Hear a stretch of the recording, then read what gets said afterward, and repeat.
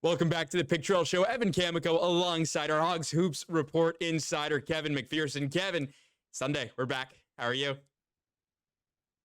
Good, man. It's always good to be talking hoops on Pick Trail Nation. Evan?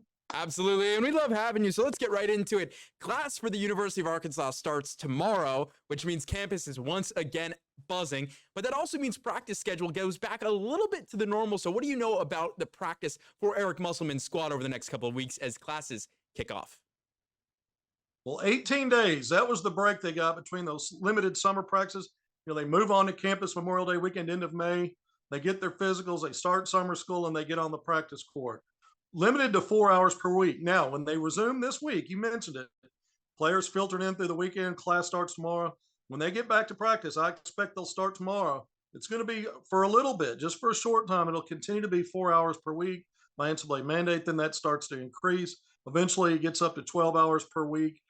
And they really get into the bulk of their preseason work, sort of the end of sometime in September through October when they start getting into their exhibition games, the red, white, intra scrimmage games.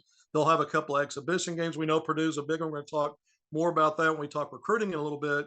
But Arkansas will be, just like everybody else, getting back to basketball team, getting back to classes, getting back on the basketball court as we start to look ahead. But those 18 days off, that's not a huge break.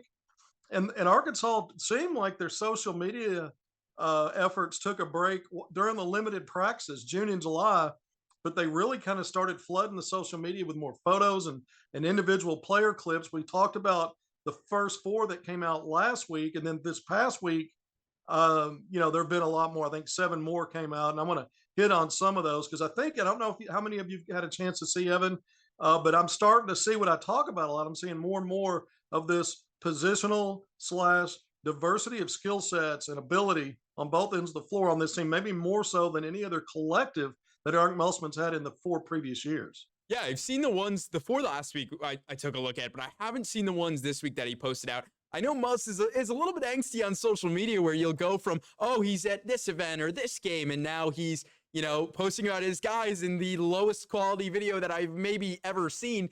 So what do you have on those 7 videos that got posted this week?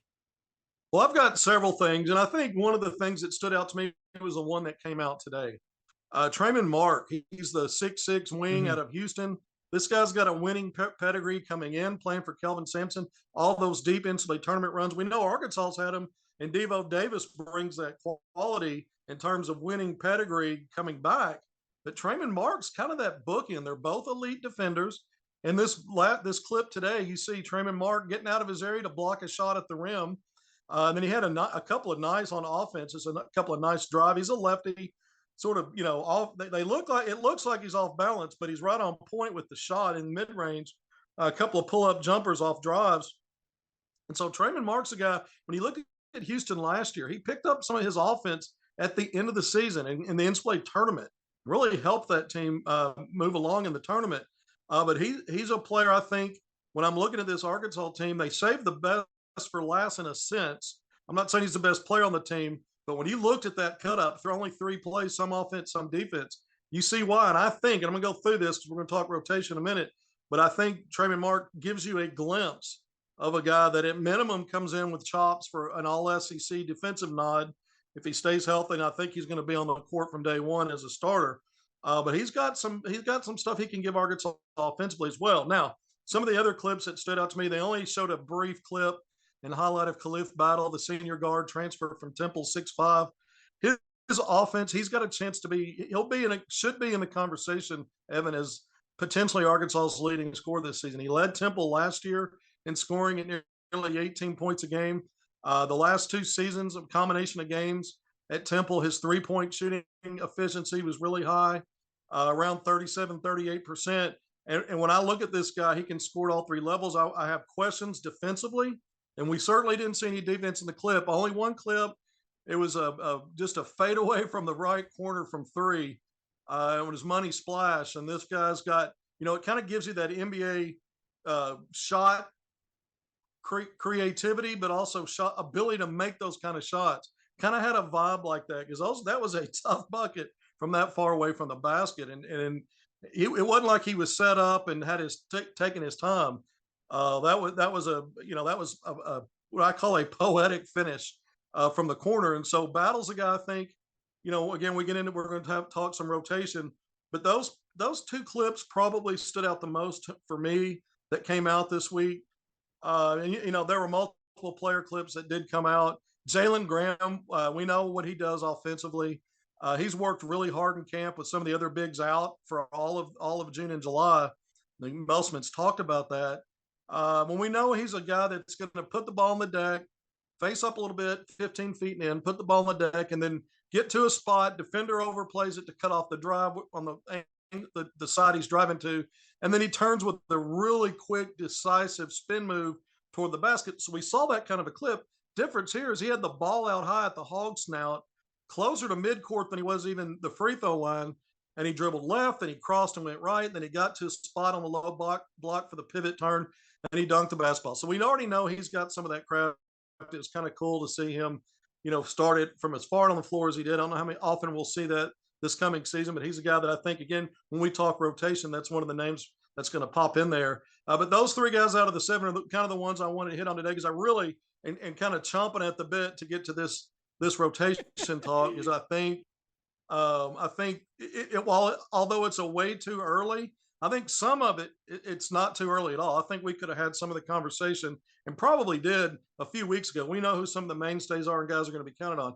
But I think at the back end of that rotation, guys maybe with a chance to sneak in at some point, that's where the conversation gets interesting. Because Evan, I always feel like Musman does a good job of recruiting depth and quality, but he always stays tight and true to 7 or 8, with the vast bulk of those minutes sometimes only going to 5 or 6. But he's got options. And I think this, again, I'm going to repeat, I think it's the most diverse team in terms of what players can do at both ends. And we'll go through some of that, but I can't wait to get into rotation talk. I'm just, that I probably should have led with that, because that's what's on my mind. All right, so let's jump right into it. It's on your mind. Let's go straight there. Muss usually runs a 7-man rotation. You have, you've already said you have about 5 guys who you think you're confident. It's more of those back end guys. So really quickly, let's go through those 5 that you're confident on. So then we can talk a little bit more about those swing guys that are maybe on the bubble of that 7-8-man rotation. Yeah, I think it starts on the front line. Arkansas is not exceptionally deep in terms of real height, length, and size on the front line. We know Trevor Brazil is a guy that Musman called one of the top 5 players in the SEC last year. He certainly looked the part at times through those first 8 games before he got hurt, missed the remainder of the season, really lifted Arkansas in some tough non-conference games prior to going down. But he's a guy that is expected to be full return soon.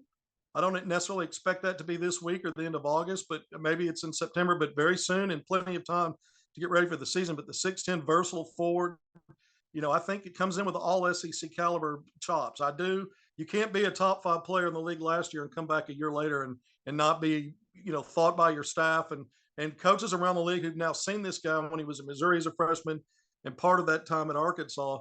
I think it starts with Trevor Brazil on the front line. Makai Mitchell, we got nothing specific on him in terms of the reason why he missed June and July and did not practice. However, in an early team photo where the team got together when they first moved on campus, poolside at Eric Musman's house, Mitchell was seen wearing a walking boot. So you can connect the dots there. He's expected to be back very soon. I've told he's been out of that boot for a while. We'll see if he's ready to go full bore when practice resumes this week. But he's a guy that started every game but one. So I think these are 2 of the guys. I see these both as starters. I think Brazil's a no-brainer. I'd say the same about Mitchell right now. And then when I look at more all SEC caliber guys, I mentioned 2 of them when we were talking last week's highlights. Trayman Mark, Khalif Battle. So I think both of those guys, Mark, if nothing else, all SEC type defender. We'll see, if it could be more than that. I think Battle has potential to be an all SEC kind of guy. And then Devo Davis, his highlights dropped too. A couple of Devo Davis highlights last week, getting downhill, getting to the basket. Made me think of the Kansas game where Devo shredded the Jayhawks for 21 second half points, mostly just driving in and imposing his will, getting to the rim. But those are 3 players when you consider Mark, Battle, and then Devo Davis, who was all SEC defense last year. 2 years ago was preseason all SEC second team. So I see 4 names out of the 5 I just gave. You asked me for the 5. Out of those five, I'm not saying those will precisely be the five starters, Right. but those are the five names for me that jump out immediately. On the front line with Brazil, and then the four, wings, backcourt players I talked about in Mark, Battle, and Devo. I see potential all SEC for all four of those players. And so while this team may not have three or four draft pick projections like last year's team did, I think there's all league worthiness, at least four deep there. And I'm not saying four guys are gonna get that, establish that, but I see potential for it. Once we get outside of those five, I still see guys like L. Ellis. I mean, this guy was a leading scorer in junior college for a couple of years, led Louisville in scoring. He's a fifth-year player, combo guard. I think he's going to get chances and maybe be the early starter. Maybe. Again, this is our way too early look at the rotation. We still got Things 2 can months change. to the But season. going into fall, I'm going to say L. Ellis, getting the ball in his hands there. So there's six names we've mentioned, and then we talked about Jalen Graham in that. We talked about his highlight, but I think the work he's put in, the fact that he was an All Pac-12 guy before really, last year happened to take a step back in a role after transferring to Arkansas, playing off the bench, really gave Arkansas a lift at times offensively, but defensively was where he had problems. He got pushed around a lot by bigger players inside. His timing was off sometimes. I thought in transition defense, he wasn't the best at getting back. And so I think those are things. If Musselman says he's working hard and showing a different level of dedication, maybe he's cleaning up some of that small stuff that's going to help him stay on the floor. But right now, I feel the most confident based on Musselman's history of starting with veteran guys and at least starting the season out that way, guys with experience, veteran guys, and then carry over stuff from last season. But look, those are seven names I've put out there.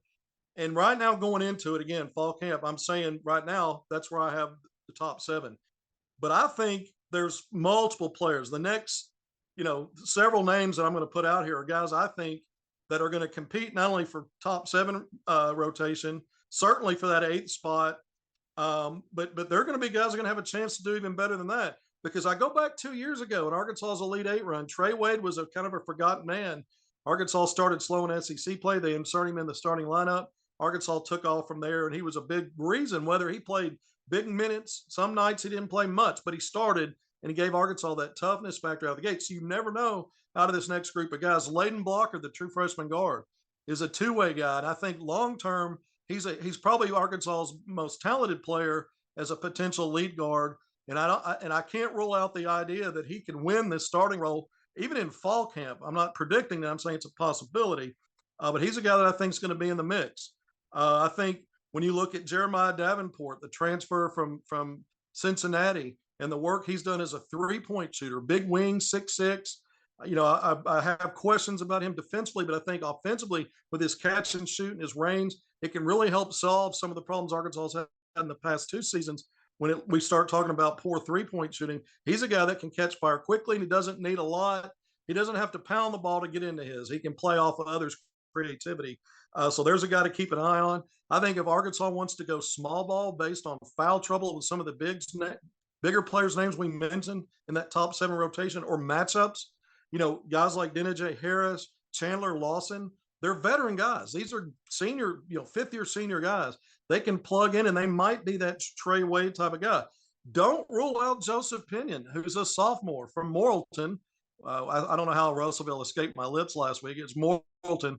But the 6'5" wing that's a sophomore helped Arkansas win a couple of games in SEC play last year so that we could talk about a Sweet 16. We're probably talking NIT if Arkansas doesn't pull those games out. And he was a big reason.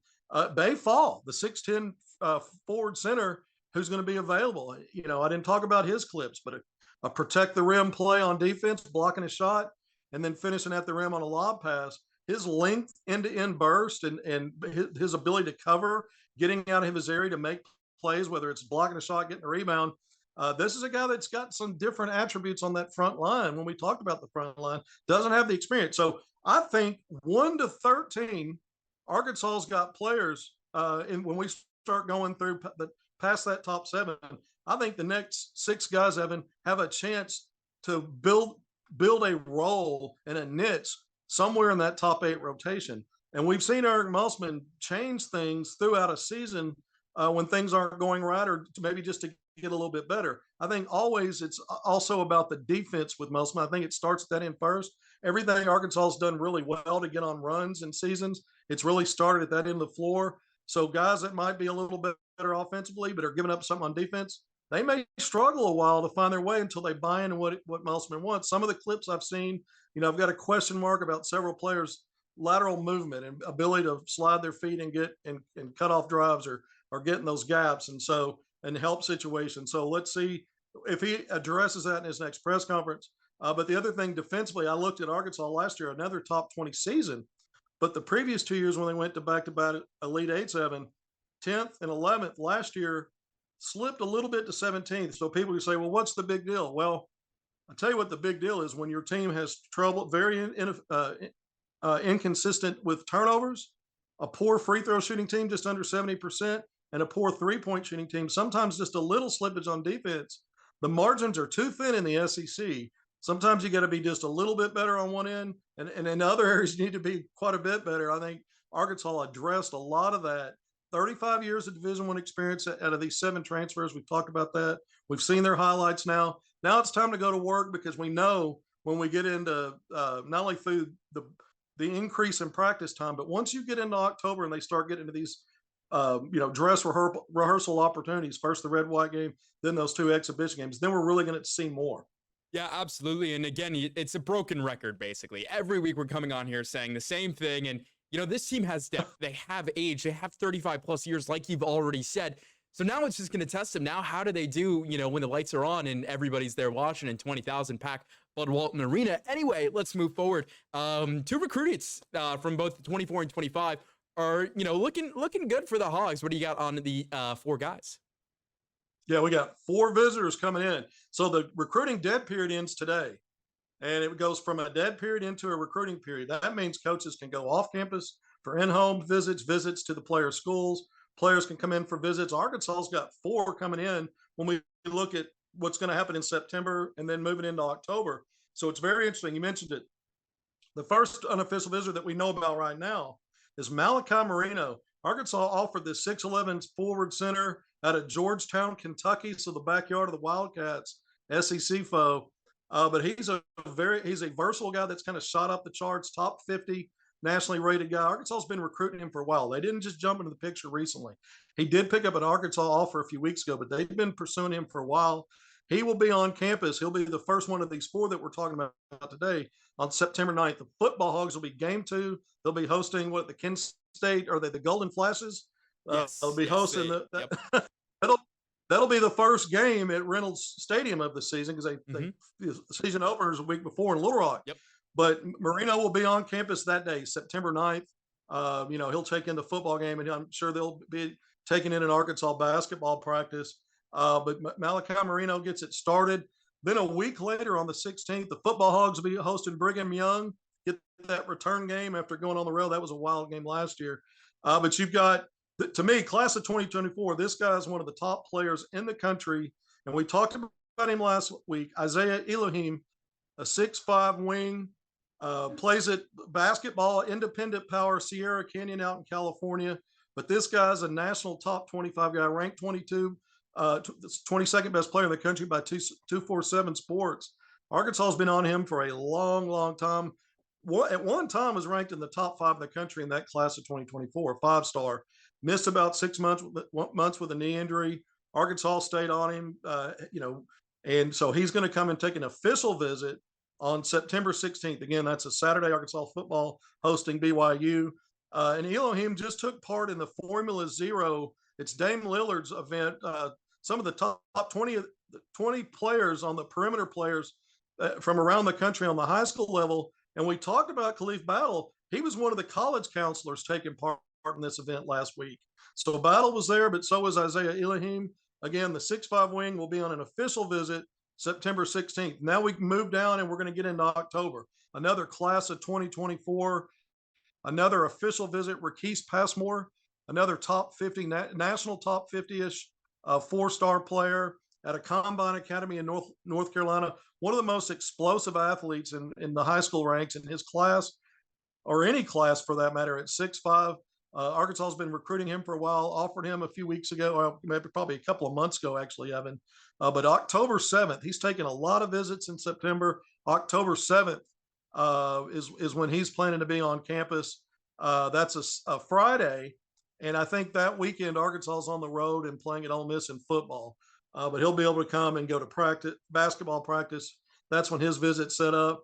And then when we look at October 28th, this is interesting. Class of 2025, Jermaine O'Neal Jr., 6'5" wing out of Dynasty Prep in Dallas. Arkansas has done so well recruiting Texas. We know that. But another Dallas Fort Worth guy coming in. Why is October 28th interesting or important? That's the day that Arkansas is going to be hosting Purdue in that exhibition game for charity. And so he'll be a part of that. Look for Arkansas to bring more players in for that, by the way. That's an opportunity to get guys in because, look, it's very rare to get a team like Purdue on your home court, one of the top teams from another Power Five or high major conference, arguably the best. My apologies to your Hoosiers, but arguably the best team here in a minute, right? In the Big 12 or the 20, whatever it's expanded to. Look, I mean, what are you wearing the red and whites where we don't see it off, below the camera screen there? You got the red and whites on? No, but I did come to work today in my Indiana jersey because it's 105 degrees out. So I don't have red and white on me. Will I have red and white on me during that game? Absolutely. But all I'm saying is Indiana is 4-0 or 3-1, excuse me, in the last 4 games against Purdue. Actually, they might be 4-0, but just such a great weekend for recruiting. Absolutely. You got that. All right, but Jermaine O'Neal Jr. will be in the house. I mentioned his size and height. His dad was a post player. And Jermaine O'Neal, back in the era before one and done, when it really became a lot of none and done guys. When you go back, people think of Kevin Garnett, Kobe Bryant, Tracy McGrady. Later on, it was LeBron James. But Jermaine O'Neal was in that mix. He's probably not as talked about as much as those guys. But he was a star. He was an all-star, became a journeyman. I think most fondly of his years maybe as an Indiana Pacer. But Jermaine O'Neal Jr.'s dad is a guy that played, played for Bill Musselman, Eric Musselman's dad, in Portland when Bill Musselman was an assistant there. So, Musselman's always got these coaching connections, all of these connections from his time in the NBA. And those connections sometimes pan out and play out when you're talking about recruiting. So class of 2025, Jermaine O'Neal Jr. But those are 4 names. We're going to hear more. I especially look forward to seeing who else they bring in on that October 28th date against Purdue. I think the ones to keep an eye on, obviously in the short term, are Elohim and Passmore, because they are both similar position-wise, 6'4", 6'5", not the exact same kind of player.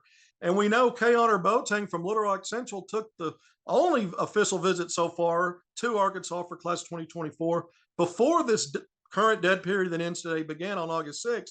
About a week before that, he took an official visit to Arkansas. Look for him to possibly, now that the dead period's ending, by the end of this month, take an official visit to Missouri. Arkansas and Missouri are in his final 8. There's some other teams he might visit there. But again, another 6'5" explosive wings out of Little Rock Central. 17 under Arkansas Hogs the last couple of years, playing on the Adidas circuit. But when we look positionally right now, and the guys at Arkansas is kind of locked in on those visits for 2024, so far it's been that big guard wing that Musselman loves. And we rattle off all the names all the time, the guys that have come through the program under him and have not only started Arkansas, but moved on to the next level. So keep an eye on those 3. We talked about the 2 2025 guys. We don't take our eyes off of them, but the early November signing period, Evan, is really, that's not that far off when you consider that some of these guys got a few visits to take, and then commitments will come out, their high school seasons will start, and then they'll sign early in November. Absolutely. It's going to be an interesting few months. All right. Months, excuse me. All right, let's wrap this up. Pro Hogs, Bobby Portis and Team USA just finished up a little bit ago, taking on Germany. How's Bobby been looking, getting ready for the FIBA Basketball World Championships? Well, they've been playing in Abu Dhabi, as you mentioned. It's interesting. Friday, the United States played Greece, and Bobby had 11 minutes, 10 points, 11 minutes, very efficient, 5 of 8 from the field, 7 rebounds. His rebounding numbers, when you look at it per minute, you understand why he's a double-double machine in the NBA, because he's playing more minutes there, about twice as many as he's getting in this competition. But 10 points and 7 rebounds in 11 minutes. And he had a block and an assist and a steal in that game. So Team USA took care of Greece in fairly short order. Today was a battle. Team USA was down by 16 points in the second half to Germany, a good Germany team with multiple NBA players. And Bobby Portis only played 3 first half minutes. He had a tip in and as part of his 3 rebounds, only played 3 minutes. And Steve Kerr injected him early in the fourth quarter. Team USA was struggling. They'd been down by 16. The deficit was still hovering around 6 or 8 points, and they were, having a hard time matching up inside and being physical around the basket. So Portis comes in. He plays a 5 minute stretch deep into the fourth quarter and help turn that game around. Team USA ends up winning 99-91 over Germany. Portis finishes with his 2 points, 1 of 2 from the field, but five rebounds, and had some good minutes in there. He played some solid basketball, but he finished with a box score +1. So in his total of 8 minutes, he was a +1 factor on the scoreboard. I thought he played well. And Team USA is 5-0 now in these showcase games. As you mentioned it, they're gearing up for the World Cup. That's what the FIBA World Cup, that's what this is all really about, is leading up to that. But still, you want to win these games, and they've had 2 tough games against Spain and now Germany. And I thought, again, today, Bobby showed well in the minutes given. And Bobby, too, more locally here. A couple days ago was Bobby Portis Day in Little Rock as well. And we talked last week, Daryl Macon also had a bit of celebrations in Little Rock. How did that go? Let's wrap up with that. Yeah, Bobby Portis Day is August 15th. Obviously, he's not home because he's on the road with Team USA. And then Daryl Macon, the pro hog who, followed Bobby's footsteps at Arkansas just a couple or 3 years after Bobby played, had his Daryl Macon Day and proclamation by the mayor of Little Rock, Frank Scott Jr. But the ceremony was on Tuesday, the 15th, which is actually Bobby Portis Day. But Daryl Macon Day was to be actually August 16th. So Wednesday was his day, even though they recognized him in a ceremony a day before on Bobby Portis Day. So there's a little bit of confusion there, but just to sort it all out, you're always going to have Bobby Portis Day on August 15th, and it's always going to be Daryl Macon Day on August 16th. But I got to go to Macon's ceremony. It was really nice. Friends and family obviously turning out for that. Great to see him be recognized, well deserved. We did talk about it last week, but to actually get to see the community turn out like it always does, for the local players, it's always what you like to see, because it tells you that sports are not only strong in the state, but in Central Arkansas in particular, where the basketball is really played at a high level. You see these guys come out, and you like to see not only them be recognized, but giving back, because Macon was part of that Isaiah Joe camp, just the previous weekend, and donating his time to give back, not only at the elite camp, but during the shooter shoot camp where it was open to the public. Absolutely. Well, Kevin, that's going to do it for the Hogs Hoop Report this week. Thank you so much, as always, for joining me. More Pig Trail Show coming up after the break.